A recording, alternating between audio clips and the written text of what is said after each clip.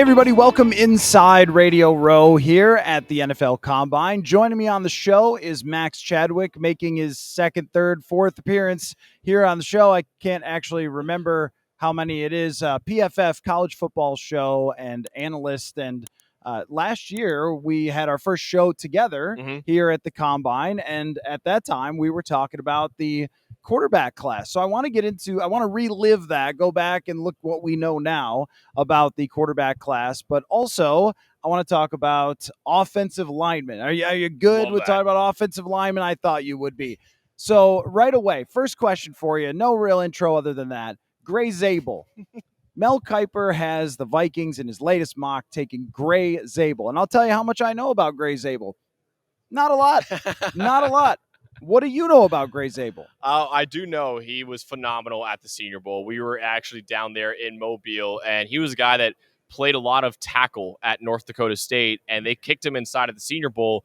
So one, it's really he was fighting an uphill climb almost at the Senior Bowl because one, he's going up against not only FBS competition but like all-star level FBS competition, and two, he's playing positions he's never played before, and yet he was the best player on the field. I thought so. He really improved his stock a lot. I don't know if I would take him 24th overall in the NFL draft, but he seems to be going up that way. So I could see him. I think he's going to be a top 40 pick in this draft. And honestly, the way he was at the Senior Bowl, I can see a lot of teams like the Vikings who need help in the interior offensive line, maybe even taking a swing at number 24. I think one of the biggest stories here in Indianapolis is interior offensive line. Yep. Because we watched the Super Bowl, but it wasn't just the Super Bowl. In fact, I'm working on a story using PFF data showing that interior offensive linemen's grades have gone down over the last 5 years on the whole. And I think that that's defensive tackles, which there's a huge class here coming, but also blitzing up the middle. And if you don't have an interior, as we've seen from the Vikings, you're getting blasted. So the Vikings, we know, are interested in the interior. If it's not Zabel, who is it? What would they do? Is there a tackle to move to guard? Are people more willing to move to guard from tackle now that guards are getting paid more money? I think this is a big discussion for the Vikings here. I think it is. I think there's a lot of guys. This is a very interesting tackle class, and there's a lot of guys at the top. You think, okay, can they stick a tackle or they're going to play guard? Like Will Campbell, unfortunately, who won't be there at number 24 overall for the Vikings, but he's a guy that everyone's talking about is, okay, he could be a good tackle in the NFL, or he could be a great guard in the league as well. So, like, reminds me like the Peter Skoronski conversation a couple of years ago that we had with him. But he has a lot of guys. I mean, Wyatt Milam was a guy that really graded out super well at PFF as a tackle at West Virginia. I think he's a guard at the next level, so that could be an option for the Vikings in the second round probably of the draft. There's a lot of guys in this draft. Like Tyler Booker is a guy that a lot of people love in this class. He's probably going to be a first-round pick. Donovan Jackson played tackle for Ohio State in a pinch, did well there. He's really a guard, though, and he's a really good guard. I like him in this class as well. Yeah, there's a lot of guys, and it's interesting because there's not a lot of true guards in college that you go to the NFL. There's a lot of guys that you play tackle in college that you're projecting to play guard in the NFL. Right, because they're probably the best lineman that their college has, and then they have them playing at the most valuable position. But that's something that's been on my mind a lot, is how valuable the guard position is now, because there's a lot of truths, I mean, from the PFF era of giving us truths about football, but the truths of football are always changing. And, you see a team that runs the football as well as Philadelphia and even Washington with the running quarterback and things like that. Like, running the football was kind of in this year. It's kind of in vogue. And so the combination of running being more effective, defense is getting smaller, I feel like the guard position is now increasing in value from even 5 years ago, where we would have said, look, you can just sign a guy, you could just develop a guy. But I think with the physical ability of the interior defensive lineman, how many freaks, how many Aaron Donald prototypes there are, I don't think you could just throw people in there anymore. Oh, no, you absolutely cannot. I mean, like you mentioned, the Super Bowl is a perfect example of that, right? Kansas City had a lot of interior pressure because Joe Tooney was playing tackle out there, and Jalen Carter and Milton Williams and all those guys were eating in the middle for Philadelphia.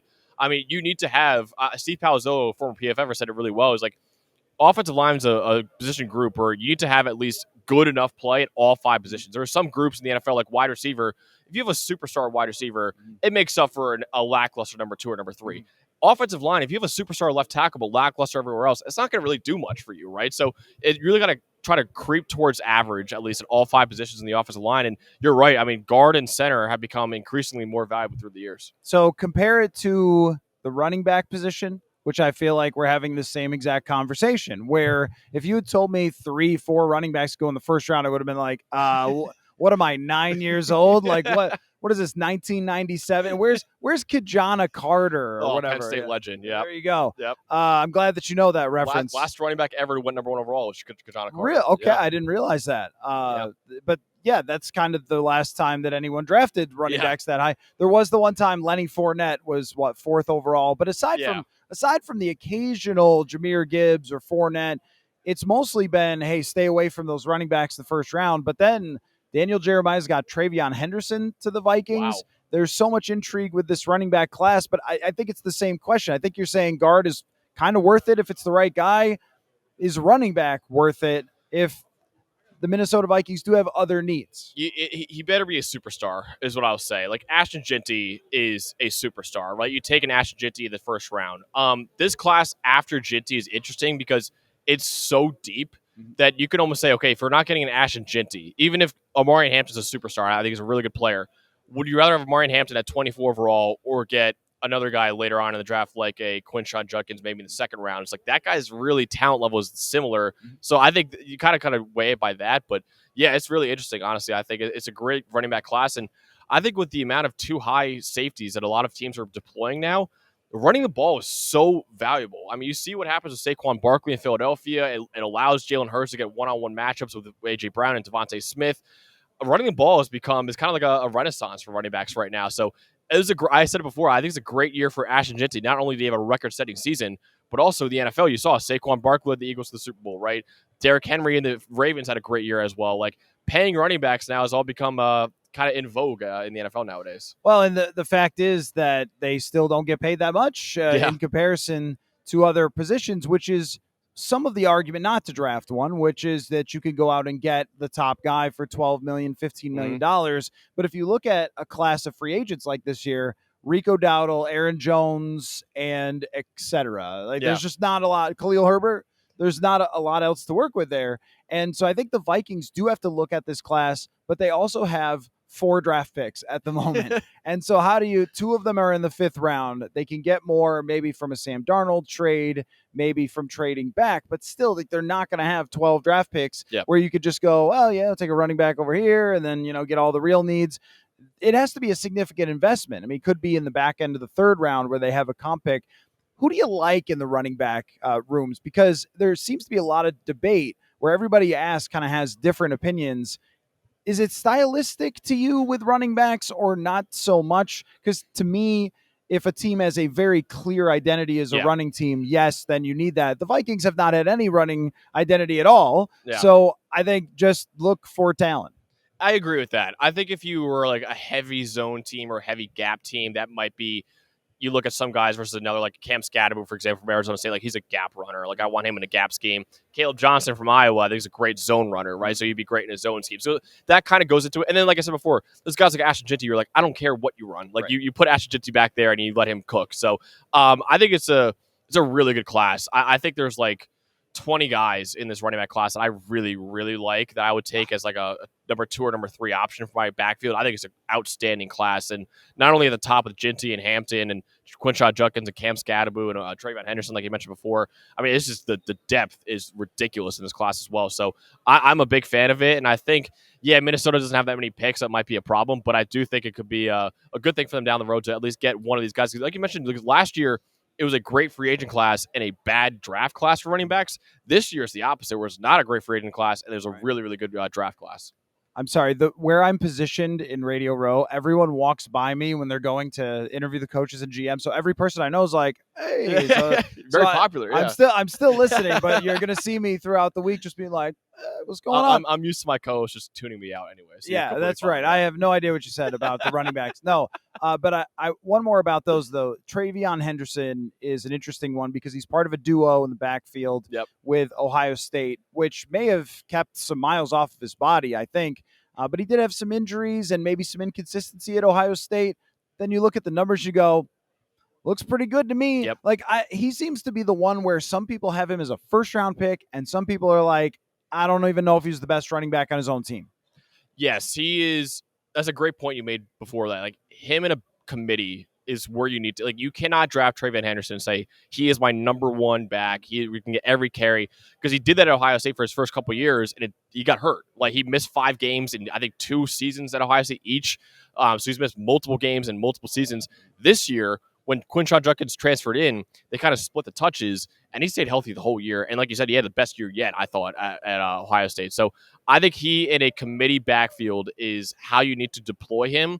Like how the Lions did with Jahmyr Gibbs and David Montgomery. That's how Trey Van Henderson should be used in a backfield. So they're both very valuable. So if you draft Trey Van Henderson with the idea of, okay, he's not our number one, or he could be your number one, but at least have a number 2 that you get a lot of mileage as well, that's how to use it, because I think he's not going to hold up in a 17-game season if he's your clear-cut bell cow back. Folks, I'm trying a new thing in order to stop going to fast food restaurants all the time with my busy schedule. It is called Tempo Meals. Tempo is a weekly delivery service that delivers chef-crafted meals from a dietitian-approved menu fresh to your door. Their perfectly portioned lunches and dinners take all the guesswork out of eating as well. They are fully prepared and can be heated up in the microwave in just 3 minutes. A couple of meals that I've got coming my way this week are the sweet and sour meatballs, the honey glazed pork chop, and the tender chipotle sirloin. Those are just my choices, though. There are dozens and dozens of options, and I figured it all out in about 5 clicks. So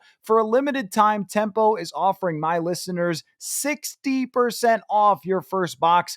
Go to tempomeals.com/purple insider. That is tempomeals.com/purple insider for 60% off your first box. Tempomeals.com/purple insider. Rules and restrictions apply. And I think that the Vikings would probably try to bring back Aaron Jones and pair a rookie. But at the same time, if you're putting an investment into that guy, I think you want him to have the potential. Right. You don't want him to just have the potential to be a 1B type of player. Although sometimes, I mean, who knows? Because with Jahmyr Gibbs, it felt like they babied him in his first year and a half. And then David Montgomery gets hurt. And it's like, oh, actually, Jahmyr Gibbs can just be out there the whole time. Yeah. So maybe teams are a little too cautious when it comes to something like that. I think for them, they should look at Caleb Johnson if it's possible. Yep. What I run into with that, with the mock draft simulator, which by the way is still the best. I still use it. It's actually up in my tabs right here you can see on my computer, the mock draft simulator. But I have trouble getting him for the Vikings without trading back, trying to get, multiple draft picks and moving back to the second. It seems to me like he's a guy, and I'd be interested in your opinion on who here in Indy has the best chance to take a big jump forward. Because when I watched him play, Big Ten guy at Iowa, was like, this guy looks like a star type of running back. Do you think here he has a chance to separate himself? Because I just feel like the Vikings are not in a spot with their draft capital where he's going to be available to them. Yeah, I don't think so. I don't know if you would take him at 24 overall, right? So that's the problem. So, but you're right. I think in a scheme like the Vikings run, he could be very effective, I think. And he's a guy that just glides. Whenever you watch his tape, he just is an incredible athlete out there. And he catches the ball too. He does really good hands. And that says a lot, because in an Iowa offense, it doesn't really throw the ball that well. That's something that we talk about on our show a lot. Is okay, Caleb Johnson, his receiving numbers maybe aren't as good as someone else, but you got to remember, Iowa's passing game is a disaster. So they got to keep that in mind as well. I like Caleb Johnson a lot. I think he could be a bell cow back.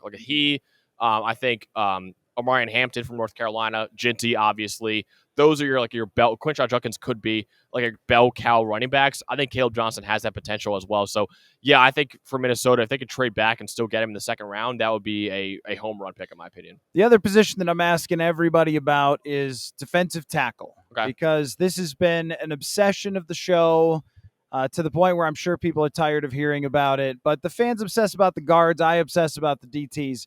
The Vikings just haven't had a difference-making defensive tackle since Linval Joseph. It's been years now. Yep. And when I'm watching, like everybody else, it's not just the Super Bowl, on a week-to-week basis, if you have those guys, if you have one of those guys who is an impact player in the middle, teams have no answer for them. Because on the other side, there's not enough guards in the world to stop the Grady Jarretts or the Keem Hicks from a few years ago, or the Kenny Clarks at his prime.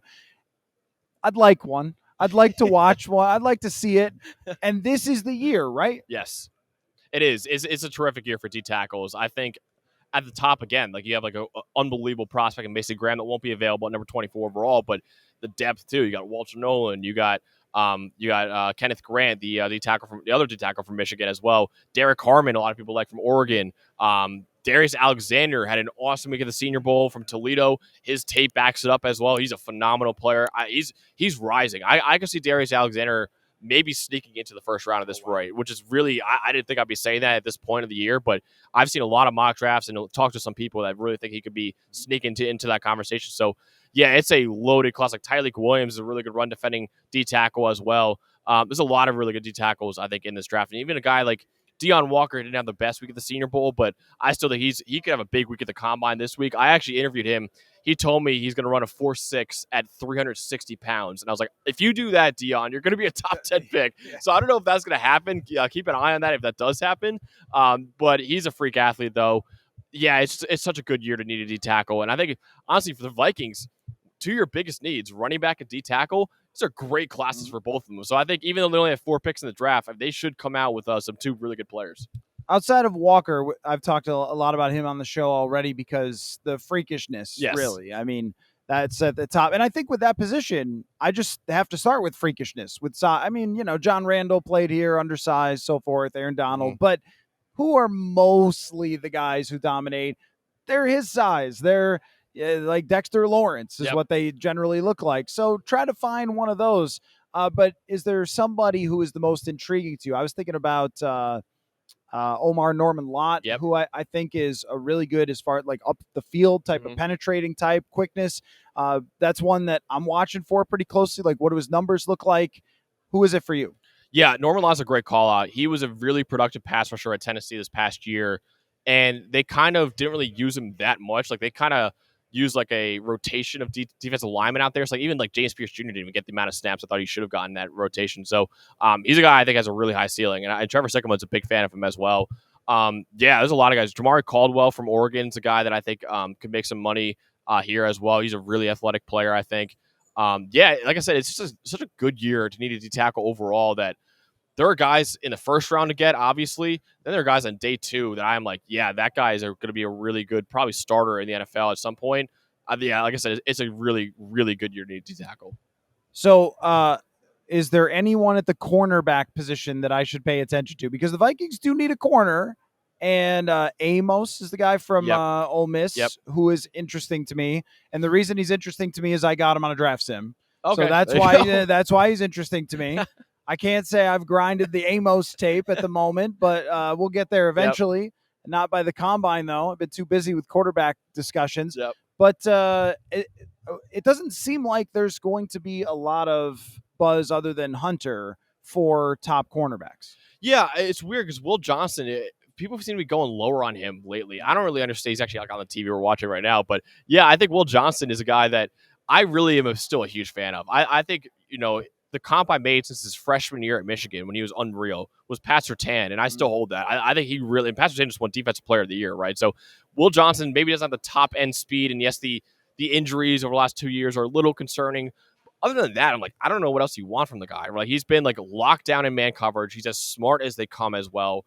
I think Will Johnson is still a top 10 talent in this class. And another guy who is very interesting, and it could be a target for the Vikings, is Ben Morrison. This is a massive week for Ben Morrison, the cornerback from Notre Dame, because he had a hip injury that he needed surgery on the end of the season this past year. And then I heard he needed a second surgery on it. So medicals are huge for Ben Morrison, because if they check out and if medicals come back and say, nope, he's good to go, he's a top 20 player in this class. But if they don't check out well, he could slip to, at least day 2 of the draft, if not a little further. I know you just upset my audience because they have memories of Andrew Booth Jr., who was a top 15-ish prospect, dropped to the second round because of the injuries. And the Vikings were like, no, it'll be fine. And then on draft night, he said to us, I haven't been healthy since high school. And we were like, what? What do you mean? What? Since when? Is when? And then in his first training camp, he got hurt. And then, it never went anywhere from there. So the cornerback position, I feel like those guys get hurt as much as any position in the NFL. They're always flying around and falling down. And maybe it's the way their bodies have to be built, but I feel like it's the most constantly injured position, which has always kind of scared me a little about drafting one very high because of that. And the Vikings missed on some through the years that they drafted high. I don't know. That's a position that I think has gotten a little interesting in the NFL because teams are playing so much zone. Yep. Can a corner outside of 5 guys, outside of the Marlon Humphrey or, you mentioned Pat Surtain, how many guys are really raising that level the same way a DT does? Yep. You have a dominant defensive tackle. I mean, you got a cheat code where corner, they're not doing the old school Rod Woodson versus, whatever top wide receiver out there.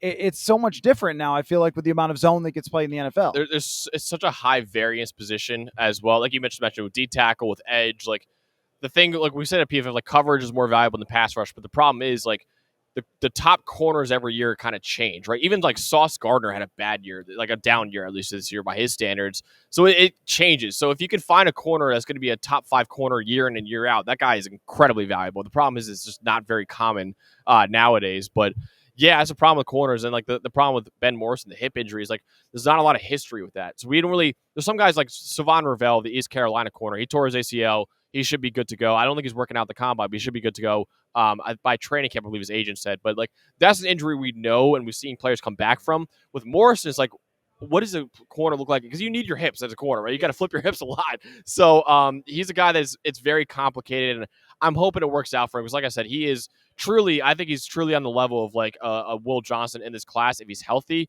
Problem is if he's healthy though. Yeah, that's a position where I really feel like there's maybe one guy that I would, if they picked him, feel like, oh, okay, they've got somebody that you feel safe about as a pick. But I don't think there's anyone outside Johnson with the ceiling. Yeah. But outside of Hunter, where you'd go, okay, this guy could really move the needle. Yep. Like he could be next level. I mean, you're looking for someone who's a cheap starter who could be pretty good, but I don't know how high the ceiling is on any of these corners that are where the Vikings are going to be picking in the back end of the first round. So that's a little tricky because they don't have any corners. Yeah. They have one. They have Mekhi Blackman and then Dwight McGlothern, who they've developed, but that's about it. Yeah. I wanted to go back to last year. I mentioned you and I had a conversation here at the Combine. Of course, we were talking quarterbacks. Yep. And it was such a fascinating Combine last year because you had Penix, J.J. McCarthy was trying to make his case, and Bo Nix trying to show people that he has enough actual skill to be a first-round pick, which he did. This year is so much different. I haven't talked to anybody yet who loves the quarterbacks for this year. Is that where you stand? I think Cam and Shador would be where the Bo Nix, Penix, McCarthy tier would have been last year. So, like, if you want to take one of those guys in the top 5, it's basically taking one of those guys in the top 5. I like Shador the most right now, but it's not by a lot. I think it's really a coin flip between the two of them. I think Shador presents a higher floor than a Cam Ward, who's a little bit too much of a gunslinger. I compare Cam Ward a lot to like a Jordan Love. Honestly, I think he's like he makes unbelievable throws. He's capable of making unbelievable throws, but also there's a lot of head scratching, overconfident throws in his tape as well. I think Shador doesn't really have that. Like Shador is a guy's a very safe quarterback. He runs the offense really well. Every mouth is fed when he's the quarterback as well. I just think he sees the game at such a high level, but the physical traits aren't great either. So like he's not going to be a top flight NFL quarterback. So it's weird. It's a weird class. I think it's in that kind of tier with the Penix and Nix and McCarthy. It's not the Caleb Williams, Jaden Daniels, Drake May like we saw last year. Right. I mean, those 3 guys were on another level from what we almost ever see in any draft. I mean, sometimes you get 2, but usually you don't get 3 of that talent level. I feel like there have been very few draft classes of quarterbacks ever that have instantly paid as much dividends as last year's did. I mean, even J.J. McCarthy gets hurt, but his training camp and his preseason was really good. Yeah. And he shows you, okay, that ceiling that they talked about that he could develop into at this time last year. Because last year, everyone I was talking to at nighttime, we go out and hang out with people. That was my first question. How do you feel about McCarthy? What do you think about McCarthy? What do you think about McCarthy? And you knew, yeah. All the McCarthy lovers were like, the ceiling could be high. Yeah. And it was like, okay, well, we've never really seen it, but then we started to see it in training camp. Then he gets hurt. Penix looked really good. Yes. Nix makes the playoffs. Is the ceiling crazy high? Probably not. But, I mean, the guy makes playoffs his first year. He looks pretty good. And then the top, Caleb Williams has the worst argument and yet still flashed a ton of talent throughout his first year. And the other 2, I mean, May, I was so impressed with how he handled a horrible situation. Daniels is in the NFC Championship.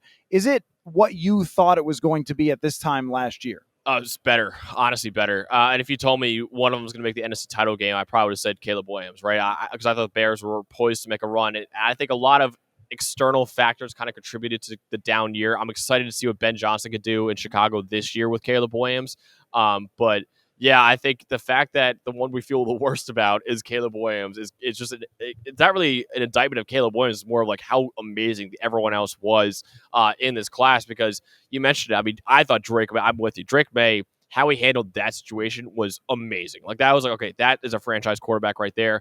Now, maybe with more stability with Mike Vrabel, we'll see what happens next year. But Jaden Daniels obviously looks like already maybe a top 6 or 7 quarterback in the NFL already after his rookie year. You mentioned Penix looked awesome in relief of Kirk Cousins. And then, there's other guys like JJ McCarthy. I'm excited about. I think that guy, you have all of the supporting ecosystem in Minnesota to make that guy a franchise quarterback. You got a heck of a duo in Addison and Justin Jefferson, obviously. Really good tackle duo as well. One of the best play callers in the sport in Kevin O'Connell.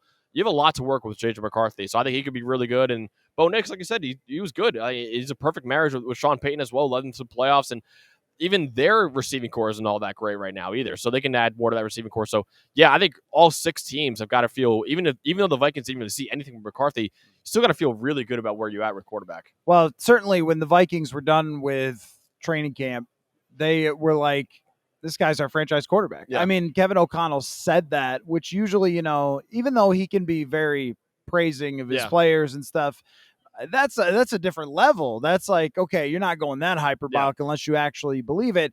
The challenge for the Vikings right now is it a good idea to put him right into the Wolves? Should they try to do another bridge for another year just in case he's not fully physically ready? Where are you at with that? What would you do? It's hard for me because I kind of want to leave that to whatever Kevin O'Connell decides is probably a good idea. Yes, fair. Which is a hard place to be in this position, because we're usually like, I'm second guessing that handoff on third down. Like, it's our job, right, to like constantly second guess them. But I think they know the medical situation. They know how far he's got to go physically, and they also know what they're going to face next year, which is a really difficult schedule. But if they feel like he's ready, as you mentioned, it's not like they're running out a bunch of bums around him. I just think it's a hard situation to be in for McCarthy, where you didn't get to practice at all. Now you have to relearn all the stuff that you had to learn last year. You have to put on the weight again, which everybody saw on TV that he lost during his recovery from the knee injury. So where is he in terms of his actual recovery? We're recording this right before we go over, and Kevin O'Connell will talk, so we'll hear from him a little bit later. But even then, he's not going to like bring out diagrams and show us, right? So I guess where I would stand on that is I'm not afraid of another year of Sam Darnold. Most Vikings fans are, and they would hate that more than anything in the entire world because they want J.J. McCarthy. But the thing we talked about when McCarthy was drafted was like, it might take a year or two. Yeah. And just because he had a good training camp doesn't mean we should just throw all of that out of the idea of being as patient as possible. I am entirely on the side of whatever is best for J.J. McCarthy is exactly what they should do. I love that. You might be the first media member ever who admits that they don't know as much as the head coach. I feel like everyone else is like, no, I know what they should do here. I think I know exactly what they should do. I'm with you. I think, man, those last 2 games hurt Darnold more than anyone else. Like, Darnold almost sat out those last 2 games. He would have been making maybe $50 million a year. Like, it was insane, because the Lions game and obviously the playoff game against the Rams just were disasters, honestly. But yeah, I thought he was good enough, and it'd be interesting to see. Maybe they tag him, right, and get another year out of him, see what he's got, and then maybe you could trade him after or something like that. That might be an option. I don't know if I would sign Darnold to a long-term deal, obviously, with McCarthy's in there still as well. But yeah, it's a fascinating situation, and I don't think they're gonna bring back Darnold. What it sounds like, at least, it sounds like they're gonna be all in on JJ McCarthy. But man, it's gonna be that's one of the most interesting developments I think of the offseason. What Minnesota does as a quarterback. What do you think are the options for the Vikings with Darnold? I mean, we go back and forth on this all the time. I think that there's enough teams out there desperate for quarterbacks that they should be able to tag and trade, I think. Yeah. But it doesn't happen very often that you tag and trade guys. The last quarterback for that to happen was Matt Castle in 2009. So it's been a long time since there's been a tag and trade.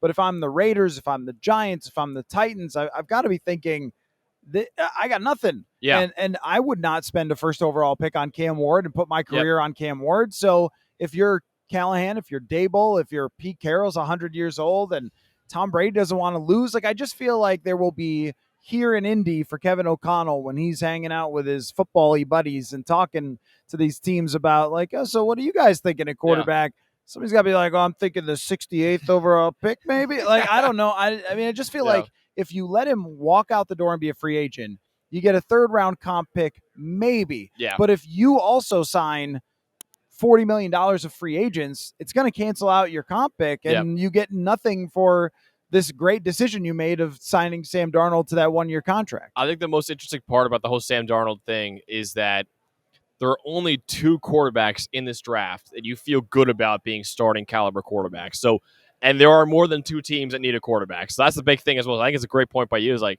yeah, tag and trade might be the smartest thing they could do, because there are so many desperate teams out there that say, if like the Giants are probably going to end up with one of the 2 of Cam Ward or Shedeur Sanders, but if somebody trades up to number 2 overall and the Titans take a quarterback and the other team takes a quarterback as well, Giants are screwed, because all of a sudden Joe Shane and Brian Dable, with the owner John Mara already coming out and saying, hey, we don't get a quarterback, you guys are fired. You got 1 more year, that's it.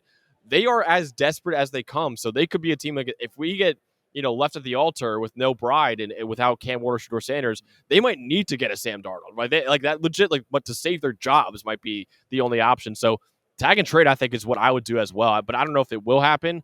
But that's, I think, for the Vikings to get as many assets as possible. And like I said, only 4 picks in this draft. To get at least another top 100 pick, I think is a smart thing to do. On the simulator, I got like 6. I was able to get, at least 4 firsts. 6. Yeah. 4 firsts for Darnold. Yeah. You know, that little force trade button, you just hit that, get all the draft picks. No, I mean, when it comes to using the simulator, I was trying to work out a 2nd-round pick for Sam Darnold. But even if it's a 3rd, you guarantee yourself a 3rd, and it's higher than where the comp pick would be. And when Alex Smith was traded to Washington, it was a 3rd and a player. Yeah. Sounds good to me. A 3rd and a corner, a 3rd and a guard. No one's trading guards. 3rd and a corner. Yeah. Like that sounds like a good type of deal if they can actually do it. What is the topic that you guys on your shows are discussing and arguing about the most here in Indy? What is the biggest intrigue? Because obviously you cover the entire league. Yeah. What has got your attention the most? It's a good question. I think this draft is really fascinating in that, like, okay, there are blue chip talents, but they're not at the most valuable positions. So how high do you take a blue chip talent versus a guy who plays a more valuable position? Like, how high do you take not Travis Hunter, who plays a blue chip position, now he plays 2 of them, but like Ginty, for example. I think Ginty's the 2nd best player in the draft outside of Hunter. How high do you take that guy, though, right?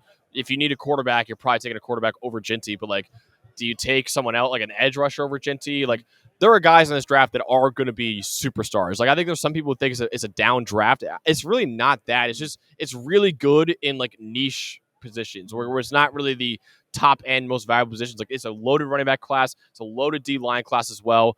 I think the fascinating part to me is just like, okay, how high do you take a guy like Ashton Ginty, who is maybe the best prospect overall in the draft, but he plays running back? That to me is the most fascinating conversation here. I think that this draft is lacking in clickbait. Like, it's lacking in, like, I have the hottest quarterback take of all time. I'm going to be right about this. And then everyone's like, oh, man, that's a hot take. And everybody fights about it. There's not a whole lot of yell on TV type of things when it comes to this. I remember the Mel Kiper and Todd McShay arguments where they would put them on TV and they'd scream at each other about Jimmy Clausen or something. Yeah. There's just not that because it doesn't seem like anyone can get themselves around to caring much about these quarterbacks. And then after that, there isn't like a controversial prospect. Right. And maybe they'll try to make one at some point, but there isn't the, like, what do you do with this guy? Because he's so interesting. Like, who is that other than Ginty? But I think we all agree he's so good that someone's going to draft it pretty high, right? That's the whole conversation. Is not, is he good? Is like, how high do you take a running back? I think the other one too is like, okay, what do you do with Travis Hunter? Like, do you play him at corner? Do you play him at wide receiver? Do you try him at both full time? Do you play one full time, the other one you play sparingly? Like, what do you do with him? That's the other one I'm kind of asking a lot of people right now. Yeah, that's kind of, it's a lot of interesting questions in this draft, but you're right. There's not a lot of like clickbait besides like Shedeur Sanders. Obviously, he's always going to be the talk of the town here, but it's not, like you said, there's not a lot of like QB3, for example.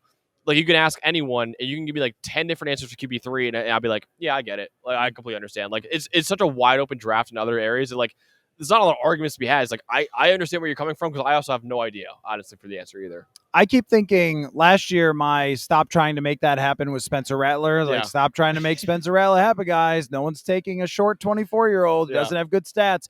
But the league very clearly drafts them in the 1st or the 5th. Yeah. Like, there's just not a lot of third-round quarterbacks that we see these days. 1 or 2, maybe a year. Second-rounders have almost disappeared. Yeah. The second-round quarterback used to happen a lot. It really doesn't anymore. It's either you're all in or you're kind of out. And so I feel like that is going to be a huge gulf this time, where it's like those 2 guys are probably going to get taken in the 1st. Yeah. And then I don't know, like people trying to make Jackson Dart happen. I guess so, maybe. But I mean, it's like, oh, well, I would take him in the back end of the 2nd. You're like, they just don't do that. Yeah. I mean, you just don't see that a lot. So, and if you're taking a guy in the 3rd, that would be like the equivalent of taking another position in the 7th. Right? Because of the positional value is so high. So you got to fall pretty far. It's not that it doesn't happen. It's just that it's pretty rare. And again, there's nothing to really debate about because the 3rd round quarterbacks are just not that interesting. There's no Jalen Milroe. Yeah. Is there takes on Jalen Milroe? He's the most athletically gifted quarterback in this draft by a good bit. He's just so raw. Like, it's just like he had a rough Senior Bowl. I thought it was not great for him out there. The accuracy is all over the place. And honestly, I think a part of it, he's got small hands. And I think he can't really grip a football all that well, obviously. And then he rockets it so hard that, like, the accuracy kind of sprays all over the place with that. So, the arm talent is probably second to none in this draft. The mobility is obviously second to none in this draft. He might run a 4.4 at this combine. Like, he's legit that fast. Like, he's legit fast. But the tools are out of this world. To me, it reminds me so much of the Malik Willis conversation. Like, in theory, Malik Willis is like a Josh Allen type of quarterback, but like he's still so far away from getting there that I think Jalen Milroe is a guy. It's interesting and he's worth a flyer on maybe day 2. But I don't know. I don't know if he'll ever turn into a starter. I think he's the exact type of guy I was just describing, where we're like, well, you should take him in the 3rd or something, but probably the 5th. Yeah, probably the 5th or 6th. I just feel like when you've played as much football as he has over a couple of years, and you're having an Oklahoma game where he's just throwing it to the other team with a quarterback-friendly coach too. Like, right. That was one thing. It was like, okay, he played for Saban. Maybe now with obviously Saban's an unbelievable coach, but like you got Kalen DeBoer in there who made Michael Penix Jr. a superstar, an assassin, like one of the most efficient quarterbacks in America. I was very excited. I was like, oh my god, with Jalen Milroe, that could be like unbelievable. And it still had a lot of the same warts, right? So it's like, okay, maybe he's still farther away than we thought he is. So that's another thing too. It's like I think Milroe's pretty far away. The thing is that because there were other quarterbacks in the recent past where people at the combine asked, hey, Jalen Hurts, are you going to do running back drills? And it was like, didn't he throw 40 touchdowns or something? Yeah. And you don't want to say that about quarterbacks because we've seen so many great athletes become great. I think Jalen Milroe could be a great running back. He is one of the best runners I feel like I've ever seen at this position, but I don't see it as a passer. So I don't know if he's going to be willing to, do something like that or not. Okay, well, since you've been here for already this long, one more question for you. What are you talking about with the free agent class? Because I look at it and go, Vikings have a lot of money, but I don't see a lot of impact free agents the same way it was last year. What's your number one free agent question? It feels like T. Higgins is going to get tagged. So he's a top free agent, but I don't think he's going to ever be a free agent, right? So that's an interesting one. Trey Smith could make a lot of money, I think, from Kansas City. Obviously, he's a really good guard, but you're right. I mean, it's another weird class where like there's interesting quarterbacks like Darnold's obviously the headliner, but then you got like Russell Wilson and Justin Fields from Pittsburgh are still out there. Aaron Rodgers now is a free agent as well. We're going to be at least. So yeah, it's interesting. I think it's an interesting year.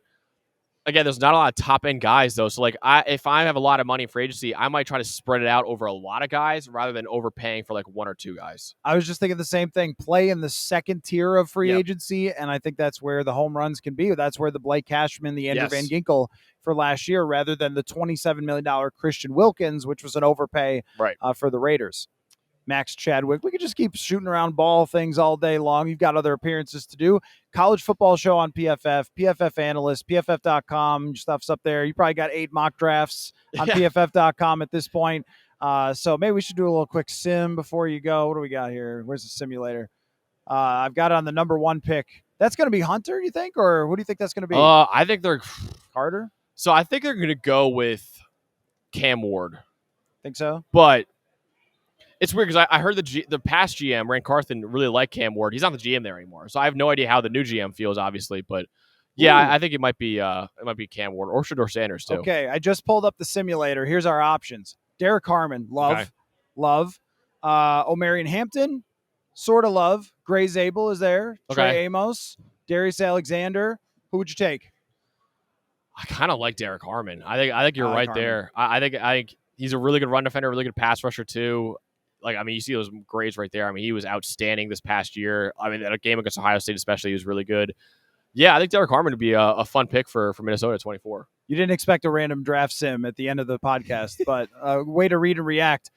Max, great to get together with you again. I'm really glad we could do this, and we will definitely do it again soon. I think we had you on other times throughout last offseason, so we won't wait till the next combine to do it for sure. So keep up the great work, man. We'll talk soon. Appreciate it, dude. My favorite author. I signed somebody's book last night. Did you? I should have brought mine, man. I keep forgetting to bring mine. Football is a numbers game. Just saying, go check it out. Thanks, everybody, and we'll catch y'all later from Indy Football.